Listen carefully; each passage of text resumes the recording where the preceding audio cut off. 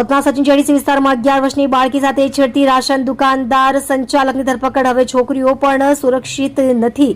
અમરોલી પછી સચિન જેડીસી વિસ્તારમાં 11 વર્ષની બાળકીની સાથે છેડતી.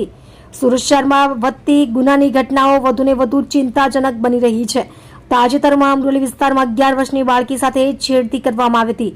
હવે સચિન જેડીસી પોલીસ સ્ટેશનના હદ ક્ષેત્રમાં આવેલા સચિન કંસાડ રોડ પર ગોકુલધામ સોસાયટી પાસે એક શરમજનક ઘટના બની છે. અહેવાલો અનુસાર ગુરુવારે સવારે લગભગ 11 વાગ્યે 11 વર્ષની બાળકી સ્પ્રાઇટ સોડા ખરીદવા માટે નજીકની રાશન શોપમાં ગઈ હતી. દુકાન માલિક પ્રભુલાલ માલી પર છેડતી કરવાનો આરોપ છે. આ ઘટનાથી સ્થાનિક રહેવાસીઓ અને પરિવારના સભ્યોમાં રોષ ફેલાયો છે. તેઓ તાત્કાલિક છોકરીને પોલીસ સ્ટેશન લઈ ગયા અને ફરિયાદ નોંધાવી. મામલાની ગંભીરતાને ધ્યાનમાં રાખીને સચિન જેડીસી પોલીસ સ્ટેશને તાત્કાલિક કાર્યવાહી કરી અને આરોપી પ્રભુલાલ માલીની મિનિટોમાં જ ધરપકડ કરી. પોલીસ હાલ આ કેસની તપાસ કરી રહી છે અને આગળની કાયદેસરની કાર્યવાહી કરવામાં આવી રહી છે.